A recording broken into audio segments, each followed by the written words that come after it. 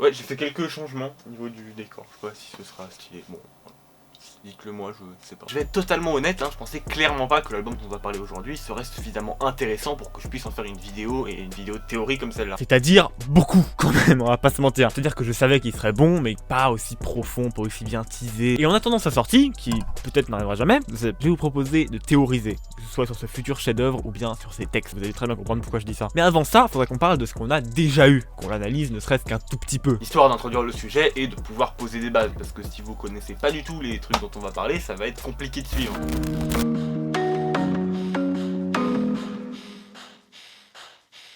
Cette partie-là, je vais la faire en face cam parce que j'ai envie de tester des choses plus visuelles et moins chiant qui me prennent 30 ans pour un truc qui finalement vous vous en foutez, donc je vais arrêter de faire ça en fait. Le Fa a sorti 2 sons clippés depuis qu'il veut revenir, Fame et Bitch, qui se veulent dans une continuité directe. C'est-à-dire que Fame est l'épisode 1 en quelque sorte et Bitch est l'épisode 2. Avec comme point commun un fil rouge très intéressant, la picoque. La picoque c'est une drogue probablement fictive, mais je suis pas très cultivé dans ce genre de domaine, qui est selon eux une drogue à base de plumes de pan qui se prend par gouttelette dans les yeux et qui permet de ralentir le temps, enfin en ressenti. Mais le problème avec cette picoque c'est que plus on en prend, plus on a de chances de devenir aveugle, parce que à chaque fois, notre champ de vision se réduit et puis on voit de plus en plus flou, etc. jusqu'au moment où on ne voit plus rien. Et d'ailleurs c'est exactement pour ça que si vous vous faites chier comme moi, vous vous êtes rendu compte que entre Fame et Bitch, le cadre c'est un tout petit peu réduit. Parce que peut-être que Fame représente une prise de picoque et Bitch aussi. Mais ça on y revient, on va y revenir, y a pas de problème, on a le temps, y a pas de souci. À la fin de Bitch, on se rend compte que le Fa est déjà aveugle et que Vald est en train de le devenir. Et du coup, au lieu de se dire que ça représente le fait que Vald soit tout le temps shooté dans ses clips, même si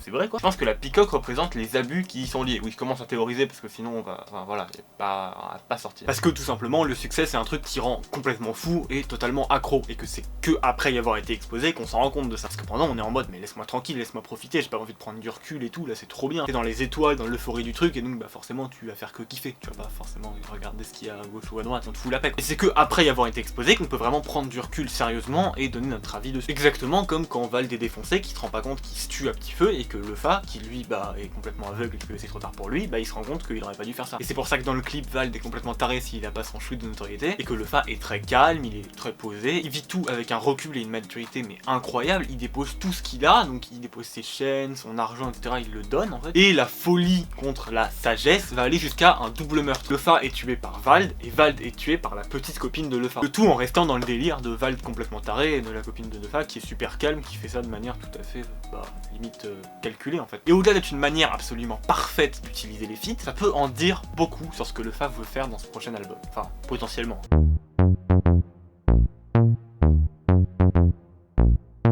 Si on part de là, on peut se dire qu'on sera sur un bon gros ovni musical, qui sera pas forcément avec des vrais tubes, avec des gros bangers comme on en voit un peu partout, mais plutôt du bon gros rap conscient, avec des bonnes grosses prods du turfu, ok, mais musicalement, on va pas se mentir. Tout est fait pour accentuer le texte et pas forcément la mélodie. C'est-à-dire que les mélodies vont se faire oublier, même si elles sont très belles, pour laisser place au texte et qu'on puisse tout écouter. Par exemple, tu vas pas danser sur Helsinki de Dinos, pourtant il y a des mélodies.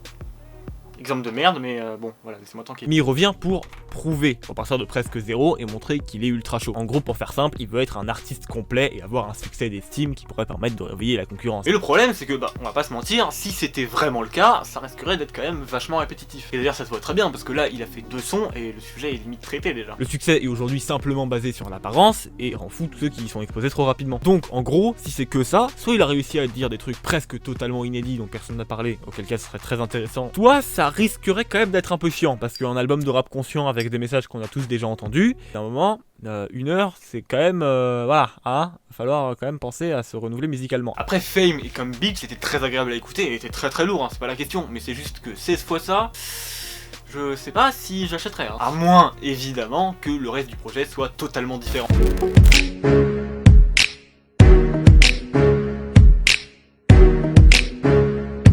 Quand on lit certaines de ces phrases un petit peu hors contexte, on va pas se mentir, on a quand même l'impression d'avoir affaire à un bon gros rageux qui prend le seum parce que tout le monde le considère comme étant dépassé, alors qu'il fait tout pour essayer de rester un peu dans le game et de pas être dépassé justement, alors qu'on sait très bien que si tu lui donnais une exposition et qu'il était de nouveau au sommet comme il l'a été dans les années 2010, il cracherait pas dessus, on va pas se mentir. Il dit pas vouloir rentrer en concurrence avec les nouveaux parce que, soi-disant, il a déjà vécu son moment de gloire et que eux aussi, de toute façon, ils dureront qu'un temps, mais il est quand même, à certains moments, dans la parano d'un rappeur qui serait au sommet. Comme on en voit 1 milliard, les mecs qui disent oui, il est faux, machin, il peut pas faire confiance à tout le monde, etc. Effectivement, tu peux penser ça à n'importe quel moment de ta vie, même moi je le pense déjà, et tous ceux qui l'ont dit en tant que rappeur l'ont dit quand ils étaient au sommet, ou bien quand ils se sont fait douiller par un mec et que c'était dégueulasse quoi, genre Marabout de Kims par exemple. Il parle comme certains rappeurs underground de ouais j'ai peu de fans mais moi mes fans au moins ils sont fidèles, mais il admet lui-même être jaloux des autres rappeurs. Et donc on se doute bien qu'il est pas jaloux d'un mec qui a plus de talent que lui, c'est quelqu'un qui serait plus au sommet, plus à la page, plus à la page.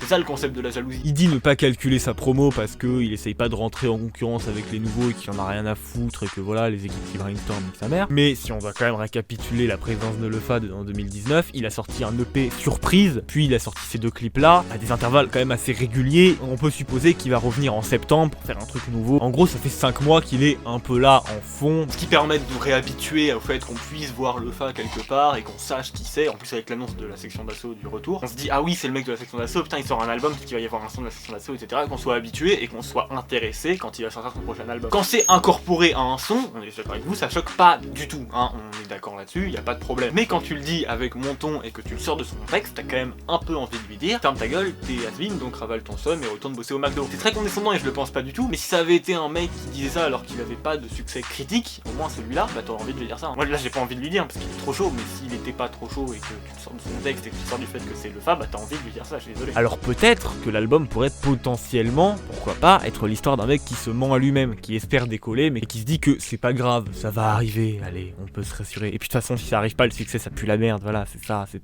bon. Qui ouvre les yeux petit à petit sur ce qu'il attend avant de vraiment prendre du recul et tomber dans une vision pragmatique et très négative et très dépressive de la vie en général. Parce qu'il rêve d'avoir quelque chose qu'il a déjà eu, qu'il connaît et qu'il aura vraiment beaucoup de mal à revoir de nouveau parce que bah il l'a déjà eu. Il dit au départ qu'il est totalement hermétique au succès, puis il admet être jaloux, etc. Et la seule étape qui manque, c'est le moment où il va se dire ok j'ai le somme, le monde est injuste, j'en peux plus d'attendre un truc qui arrivera jamais, et vos mères. En retournant la haine qu'il avait contre lui-même, contre le reste du monde en général. Si c'est bien fait, ça pourrait être vraiment mais exceptionnel. D'autant plus que cette option absolument géniale pourrait être alliée à un autre truc, très probablement impossible, qui est inconcevable, qui n'arrivera absolument jamais.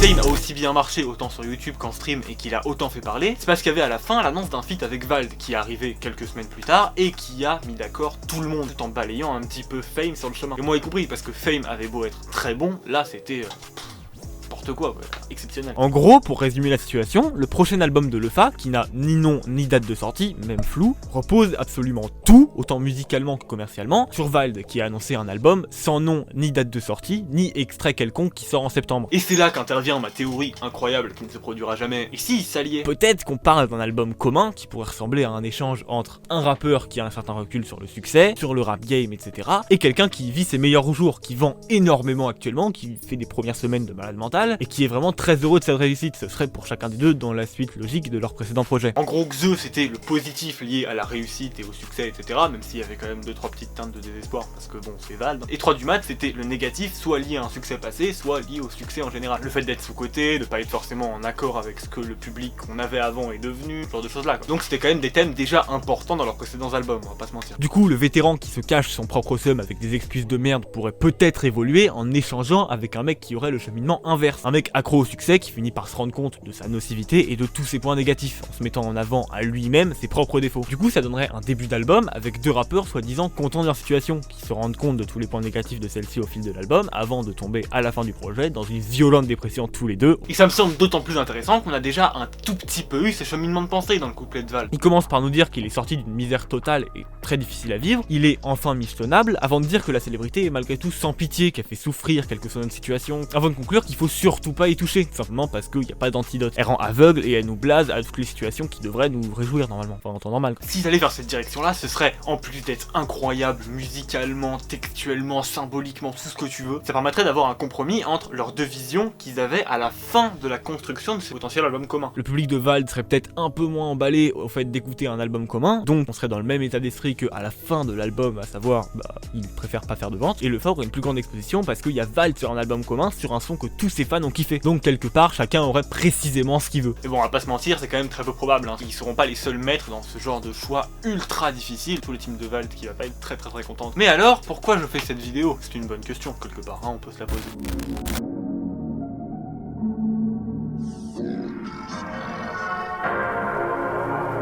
Si je fais cette vidéo vidéo, c'est pas pour apporter une réponse, parce qu'en soi, elle pose plus la question qu'elle apporte de réponse. Mais c'est pour essayer d'ouvrir le débat sur ce que ça pourrait être, sur peut-être essayer de réfléchir à ce que c'est. Alors je sais qu'on n'est pas beaucoup sur cette chaîne, hein, mais on sait jamais s'il y en a qui sont intéressés, etc. Peut-être on pourrait se poser des questions, essayer de théoriser ensemble dans les commentaires, pourquoi pas, ça pourrait être sympa. Bon après si vous vous en foutez, hein, c'est pas la question. Je vais essayer 1 milliard de concepts pendant l'année, c'est pour ça aussi que je fais plus de facecam, parce que comme ça me permet de tester de nouvelles choses, des choses qui sont totalement différentes et qui sont peut-être plus intéressantes aussi visuellement et moins difficiles à faire pour moi. Donc voilà, j'ai trouvé 2-3 concepts qui seraient moins difficiles à mettre en place mais qui seraient pas moins bons pour le coup. C'est juste que comme ça, ce serait un peu plus régulier et je serais pas bloqué 3 mois sur le même projet, ce qui est globalement hyper chiant. Déjà là, une semaine pour moi c'est assez long.